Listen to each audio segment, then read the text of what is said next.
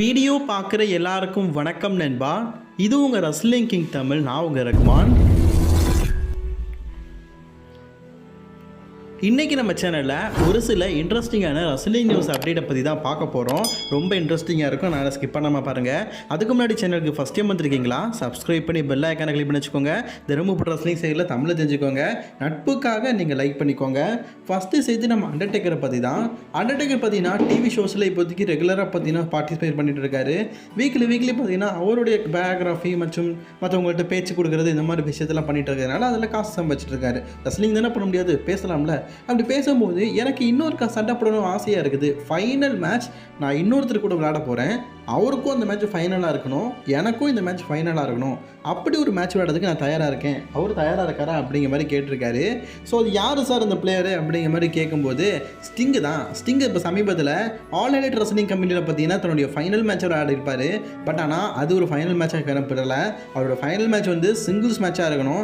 அதுவும் greatest of the ஒரு மிகப்பெரிய ஸ்டேடியத்தில் இருக்கணும். நான் தயார், நீ தயாரா அப்படின்னு சொல்லிட்டு நம்ம அண்டர்டேக்கரே பார்த்தீங்கன்னா ஸ்டிங்குக்கு ஓப்பன் சேலஞ்சிங் பார்த்தீங்கன்னா விட்டுருக்காரு. இது உண்மையிலேயே ஒரு நல்ல விஷயம் தான். பட் ஆனால் ரசிகர்கள் என்ன சொல்கிறாங்கன்னா, இந்த மேட்சை வந்து நீங்கள் நெக்ஸ்ட் இயர் வந்து விம்பிள்டன் ஸ்டேடியம் லண்டனில் நடக்க போகுது இல்லை, அந்த விம்பிள்டன் ஸ்டேடியத்தில் நடத்துங்க, நல்லாயிருக்கும் அப்படிங்கிற மாதிரி சொல்லப்படுறது. பட் ஆனால் இதில் என்ன தெரியுமா ஒரு மிகப்பெரிய குழப்பம் இருக்குது. விம்பிள்டன் ஸ்டேடியத்தில் நெக்ஸ்ட் இயர் வந்து ஏடபிள்யூ நடக்கிறது உண்மை தான். ஆனால் அது வந்து ஏடபிள்யூ தான் நடத்துகிறாங்க. அண்டர்டேக்கர் டபிள்யூபிள்யூ பிராண்ட் இல்லை. டபிள்யூபிள்யூ எப்படி நீங்கள் கடைசியாக ஒரு மேட்ச் விளையாடுங்க, அதுவும் ஏடபிள்யூ விளையாடுங்க அப்படின்னு நல்லா நொட்டுவாங்களா என்ன? கிளிப்பானுங்க, ஒன்றும் பண்ண மாட்டானுங்க. அவங்க என்ன சொன்னால் என்ன சொல்லுவாங்க, ஸ்டிங்கு நீங்கள் டபிள்யூபிள்யூக்கு வாங்க, வந்து ஒரு வேளை கடைசி மேட்ச் அண்டர்டேக்கர் விளையாடணும்னா விளையாட்டு போங்க, அது பிரச்சனை இல்லை. ஆனால் நீங்கள் இது மட்டும் கூடாது அப்படிங்கிற மாதிரி தானே சொல்லுவாங்க. இதுதான் ஒரு மிகப்பெரிய பிரச்சனையாக இருக்குது. ஆனால் ரசிகர்கள் எல்லாருமே வான் பண்ணுறது இது எனக்கு அதிசயமாக இருக்குது. ரசிகர்கள் எல்லாருமே ரசல்மேனியா மாதிரி ஒரு பெரிய ஈவெண்ட்டில் தான் அண்டர்டேக்கருக்கும் ஸ்டிங்குக்கும் சண்டை போடணும் அப்படின்னு சொல்லிட்டு ஆசைப்படுவாங்க. ஆனால் அவங்க ஏடபிள்யூவில் ஆசைப்படுறாங்க. பிகாஸ் ஏடபிள்யூக்கு ரொம்பவே பிரார்த்தனமாக நம்மளுடைய ஸ்டிங் இருக்கிறார்ல, அண்டர்டேக்கர் எப்படி டபிள்யூபிள்யூக்கு பிராண்டோ ஏடபிள்யூக்கு ஸ்டிங் பிராண்டு அப்படிங்கிற மாதிரி ஆயிடுச்சு. அதனால் அவர் ஏடபிள்யூ தான் பார்த்தீங்கன்னா அவருடைய லாஸ்ட் மேட்ச் விளையாட நல்லாயிருக்கும் அப்படிங்கிற மாதிரி சொல்லப்படுது. நீங்கள் என்ன நினைக்கிறீங்க? அண்டர்டேக்கர் ஓப்பனாக பார்த்தீங்கன்னா எனக்கு லாஸ்ட் மேட்ச் வந்து ஸ்டிங்கு கூட தான் வேணும் அப்படிங்கிற மாதிரி கேட்டிருக்காரு. அது டபிள்யூபிள்யூ நடந்தால் நல்லா இருக்குமா இல்லை ஏடபிள்யூ நடந்தால் நல்லா இருக்குமா அப்படிங்கிறத மறக்காமல் மசாலா கமெண்ட் பண்ணிக்கோங்க. இன்னும் 30 நாள் தான், வெறும் 30 நாள் தான் ரசல்மேனியா தானே அப்படின்னு கேட்டிங்கன்னா அதுதான் கிடையாது. ரசல்மேனியா கழிஞ்சிடும் 30 நாளுக்கு அப்புறம். அப்போ என்னது ராசா அப்படின்னு கேட்டிங்கன்னா ஒரு மோசமான சாதனை. அதாவது நம்மளுடைய டேமியன் பிரீஸ்ட் இருக்கிறார்ல, அவருடைய மன்னி இந்த பேங்கை பார்த்தீங்கன்னா லாங்கஸ்ட் ரேஞ்சிங் நோ கேஷிங் அப்படிங்கிற ஒரு ஹோல்டருக்கு வர போகிறாரு. ஆக்சுவலி எனக்கு தெரிஞ்சு மணி இந்த பேங்க் ரொம்ப நாள் கேஷிங் பண்ணாமல் வச்சுருந்தது டாப் சிக்லர். அவர் ரசல்மேனியாவுக்கு நடந்த அடுத்த ஆளை வந்து கேஷிங் பண்ணார். அடுத்து செத் ரோலன்ஸ் அவர் ரசல்மேனியாவில் கேஷிங் பண்ணார். ஆனால் இப்போ டேமே பீஸ் பார்த்தீங்கன்னா அவங்க எல்லாருக்குமே டப்பு கொடுக்குற மாதிரி தொடர்ந்து மணி இந்த பேங்கை கேஷிங் பண்ணாமல் வச்சு அது அவங்களுடைய ரெக்கார்டெல்லாம் பார்த்தீங்கன்னா ஓரளவுக்கு பீட் பண்ணுற லெவலுக்கு வந்துருச்சு. இன்னும் கொஞ்ச நாள் மட்டும் ஒரு அந்த மணி இந்த பேங்கை வச்சுருந்தார். வெத்தலைப்பட்டியை வச்சுருந்த அதிக நாட்கள் வெத்தலைப்பட்டியை வச்சுருந்த நபர் நம்ம டேமே பீஸ் தான் அப்படிங்கிற பேர் கிடச்சி என்ன பிரயோஜனம்? மணி இந்த பேங்கை கேஷிங் பண்ணி சாம்பியன் ஆகிற அம்மஞ்சலி பிரயோஜனம் இல்லாமல் இருக்கிறாரு. அதை நினைக்கும் போது தான் வருத்தமாக இருக்குது. மணி இந்த பேங்கை எனக்கு தெரிஞ்ச வரைக்கும் டேமி பீஸ் ரசல்மேனியா தாண்டியும் கேஷிங் பண்ணாமல் இருந்தார் வைங்களேன். மணி இந்த பேங்கை நீண்ட நாட்கள் வச்ச மகாராசன் அப்படிங்கிற பேர் பார்த்தீங்கன்னா நம்ம டேமியன் பீட்ஸுக்கு வரும். இதை நான் சாதனைன்னு சொல்கிறட்டா இல்லட்டா சோதனைன்னு சொல்லட்டா இல்லட்டா சோதனையில் சாதனைன்னு சொல்லட்டா?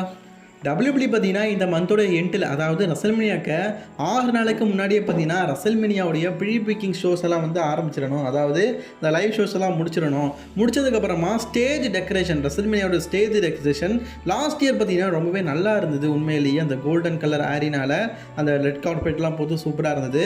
ஸோ அந்த மாதிரி இந்த வருஷம் பார்த்தீங்கன்னா அந்த பெல் சிம்பிள் இருக்குல்ல, அதை லோகோவாக ஃப்ரெண்ட் இதெல்லாம் வச்சு பயங்கரமாக பார்த்தீங்கன்னா வைக்கணும். அந்த ஃபிலிப்பீனுக்கு ஏற்ற மாதிரியே இந்த ஷோ பார்த்தீங்கன்னா பயங்கரமாக ரசல்மேனியா வந்து எல்லாரும் பேசுகிற தகுந்த மாதிரி இருக்கணும் அப்படிங்கிறதுக்காக. ஸோ யூரோப்பில் இருந்தும் அமெரிக்காவில் இருந்தும் பார்த்தீங்கன்னா நிறைய கைவினை கலைஞர்கள், அதாவது இந்த ஸ்டேஜை டெக்கரேட் பண்ணுவாங்கல்ல, அந்த கலைஞர்களை கூப்பிட்டு பார்த்தீங்கன்னா ரொம்ப மும்முரமாக பார்த்தீங்கன்னா அந்த ஸ்டேஜ் டெக்கரேஷன் பண்ணியிருக்கிறாங்களாம். குறிப்பாக சவுதி அரேபியாவில் பார்த்தீங்கன்னா அந்த ஸ்டேஜ் டெக்கரேஷன் பண்ணுறவங்க ரொம்ப அதிகம், அவங்க ரொம்ப அழகாகவே பண்ணுவாங்க. எக்ஸாம்பிளுக்கு நீங்கள் டபிள்யூபியில் நடக்கிற நார்மல் ஷோவையும் சவுதி அரேபியாவில் நடக்கிற ஷோவையும் பார்த்தீங்கன்னா சவுதி அரேபியாவில் நடக்கிற ஈவெண்ட்டோடைய அந்த அரினாவும் சரி அந்த டெக்கரேஷனும் பார்த்தீங்கன்னா வேறு லெவலில் இருக்கும். அதுக்கு காரணம் அங்கே ரொம்ப டேலண்ட் டேலண்டான நிறைய பேர் இருக்கிறாங்க. ஸோ அவங்கள கூப்பிட்டுட்டு வந்தும் பார்த்தீங்கன்னா யூரோப், அமெரிக்கா மற்றும் யூஇ, சவுதி அரேபியாவில் இருக்கவங்க எல்லாருமே சேர்த்து இந்த ஸ்டேஜ் டெக்கரேஷனை பிரம்மாண்டமாக பண்ணணும் அப்படிங்கிற ஒரு மிகப்பெரிய ஐடியாவில் இருக்கிறாங்க. இது கண்டிப்பாக என்ன தெரிஞ்ச வரைக்கும் ஒரு சக்ஸஸ்ஃபுல்லான ஐடியா தான். அது எந்த அளவுக்கு வருது அப்படிங்கிறத ரசல்மனியா அந்த ஸ்டேஜ் டெக்கரேஷனை பார்த்து தெரிஞ்சுக்கும். என்னை பொறுத்த வரைக்கும் போன வருஷம் ரொம்ப நல்லா இருந்தது, அதே மாதிரி இந்த வருஷம் இருந்தால் நல்லா தான் இருக்கும். சம்மர்ஸ்லாம் 2024 அரினாவெல்லாம் புக் பண்ணிட்டாங்க. அதை பற்றி நாமளே சொல்லிட்டோம். ஒரு மிகப்பெரிய அரினாவை தான் புக் பண்ணியிருக்கிறாங்க. ராக்குக்கும் கோடி ரோட்ஸுக்கும் மேட்ச் நடக்கும் அப்படின்னு சொல்லிட்டு இருந்தனால ராக்கு பார்த்தீங்கன்னா இப்போதைக்கு டாட்டா கட்டிட்டாரு. அதாவது ராக்கு பார்த்தீங்கன்னா இந்த மந்த், அதாவது ஏப்ரல் மந்த், மே மந்த் முடிஞ்சோன்னே அடுத்த படத்துக்கு பூஜையை போடுங்கடா அப்படிங்கிற மாதிரி அஃபிஷியலாக சொல்லிட்டாரு. அதாவது இதுக்கப்புறமா நியூஸே வேண்டாம், ராக்கி நீ வரலாம் மாட்டார், அவர் அடுத்த படத்துக்கு பூஜையே போட சொல்லிட்டாரு. பூஜை நம்ம விஷால் நடிச்சார்ல பூஜை, அந்த படம் இல்லை, இது வேற ஒரு படத்துக்கு ஒரு பூஜையை பட சொல்லிட்டாரு. ஸோ அதனால் பார்த்தீங்கன்னா இதுக்கப்புறமா அண்டர்டேக்கர் வந்து ராக்கு வந்து சம்மர்ஸ்லாமுக்கு வராரு, சவுதி அரேபியாவுக்கு வராரு அப்படின்னு நம்ம எதிர்பார்த்தோம்னா நம்ம தான் ஏன்னா அவர் அடுத்த படத்துக்கு பூஜையை போட சொல்லிட்டாரு. அவர் ஒரு 3 months பார்த்தீங்கன்னா பிரேக் ஆகிட்டாரா ரெஸ்லிங் கீழே.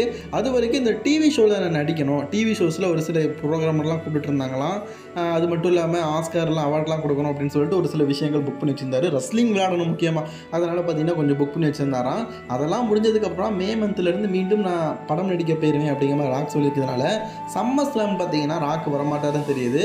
அதுக்கு பதிலாக நம்ம Randy Orton, Roman Reigns, Cody Rhodes இவங்கெல்லாம் இருப்பாங்க. இவங்களுக்குள்ள ஒரு பங்கமான மேட்சஸ்லாம் பார்த்தீங்கன்னா சம்மர்ஸ்லாமில் ஏற்படுறதுக்கும் சான்ஸ் இருக்குது அப்படிங்கிற மாதிரிலாம் ஒரு சில நியூஸ்கள் இருக்குது. எது எப்படியோ இந்த வருஷம் பார்த்தீங்கன்னா ராக் வந்து ரெஸ்ல்மேனியாவில் விளையாட போகிறது கன்ஃபார்ம். ஆனால் அதுக்கப்புறம் வரப்போகிறது கிடையாது. அது கொஞ்சம் வருத்தமான செய்தி தானே நம்ம ரோமன் ரெயின்ஸோட ரசிகர்களுக்கும் ராக்கோட ரசிகர்களுக்கும். ஏன்னா ராக்குக்கும் ரோமன் ரெயின்ஸுக்கும் இந்த வருஷமே நடக்கும்னு நினச்சாங்க, நடக்காது போல இருக்குது. அடுத்த வருஷம் ரெஸ்ல்மேனியா தான் நடக்கும் போல இருக்க. ஸோ அதுக்கப்புறமா சாஷா பேங்க்ஸ் பார்த்தீங்கன்னா ஏஐடபிள்யூவில் கான்ட்ராக்ட் பார்த்தீங்கன்னா ஜனவரி மந்த்தே போட்டுட்டாங்களாம். பட் ஆனால் அவங்க 2 month பார்த்தீங்கன்னா ஹோல்டில் இருந்தாங்களாம். ரெஸ்லிங் இன்ஸ்டியூட்லாம் பார்த்தீங்கன்னா ஏஐடபிள்யூக்கு வருவாங்கன்னு சொல்லிட்டு இருக்கும்போது சாஷா பேங்க்ஸ் பார்த்தீங்கன்னா எதை பற்றியும் சொல்லாமல் ஏஐடபிள்யூக்கு வந்ததுக்கப்புறமா பார்த்தீங்கன்னா இந்த நியூஸை அஃபிஷியலாக சொல்லியிருக்கிறாங்க. 2 மாதத்துக்கு முன்னாடியே நாங்கள் ஏஐடபிள்யூவில் வந்து கான்ட்ராக்ட்லாம் பேசி முடிச்சு எல்லாத்தையும் பிக் பிஸ்னஸ்க்குலாம் நான் வரேன்னு சொல்லிட்டு அனௌன்ஸ்மெண்ட் பண்ணிட்டோம். எனக்கான ஸ்டோரி லைன் அப்படிங்கிறது வந்த உடனே சாம்பியன்ஷிப்பை வின் பண்ணுற மாதிரி தான் ஒரு மூமெண்ட்டாக இருக்கும், அதனால் நான் கொஞ்சம் வெயிட் பண்ணேன் அப்படிங்கிற மாதிரி சொல்லியிருக்கிறாங்க. இவங்க சாம்பியன்ஷிப்பை வின் பண்ணுறது அப்படிங்கிற மாதிரி சொல்லதுனால ஏடபிள்யூல கரண்ட் உமன் சாம்பியன் இருக்கிற டோனி ஸ்டெம் கூட அகேன்ஸ்டாக பார்த்தீங்கன்னா சாம்பியன்ஷிப் ஆகும்போது ஏடபிள்யூடைய உமன்ஸ் ஹெவி வெயிட் சாம்பியன்ஷிப்லாம் பார்த்தீங்கன்னா வெற்றி பெறதுக்கு வாய்ப்புகள் அதிகமாக இருக்குதுன்னு நினைக்கிறேன். லாஸ்ட் இயரே சாம்பியன்ஷிப்பாக ஏடபிள்யூடைய சாம்பியன்ஷிப்பெல்லாம் மோதினாங்க. அதாவது ஏடபிள்யூ இல்லாமல் அந்த என்ன ஷோ வந்து ஆலின் ஷோ நடத்துனாங்கல்ல போன வருஷம், அதுக்கெல்லாம் மோதினாங்க. பட் ஆனால் வெற்றி பெறலை. பட் ஆனால் இனிமேல் ஏடபிள்யூடைய சொந்த ரெஸ்லர் ஆகிட்டாங்க. ஏடபிள்யூவில் அஃபிஷியலி கான்ட்ராக்ட் சைனிங் பண்ணிட்டு இருக்கிற ஒரு சொந்த ரெஸ்லர் ஆகிட்டாங்க. அதனால் நம்ம எதிர்பார்க்கலாம் ஏடபிள்யூவில் நிறைய வாய்ப்புகள் மெர்கெண்டஸ் மோனக்கி கிடைக்கும்னு. சாஷா பேங்க்ஸாக டபிள்யூடபிள்யூவில் நிறைய சாதனைகள் எல்லாருக்கூடயும் ஃபியூட் போயிட்டாங்க. இதுக்கப்புறமா ஏடபிள்யூவில் ஒரு ஃப்ரெஷ்ஷான ஃபியூடெல்லாம் போவாங்கன்னு சொல்லிட்டு நம்ம கண்டிப்பாக எதிர்பார்க்கலாம். சாஷா பேங்க்ஸை பார்க்கும்போது எனக்கு ஒரே ஒரு கவிதை தான் ஞாபகம் வருது. ஒரு கவ், அதாவது ஒரு மாடு பாலை கறந்து பொங்க அதை டீ போட்டு குடிக்கிற மாதிரி சாஷா பேங்க்ஸோட மண்டை இருக்கு.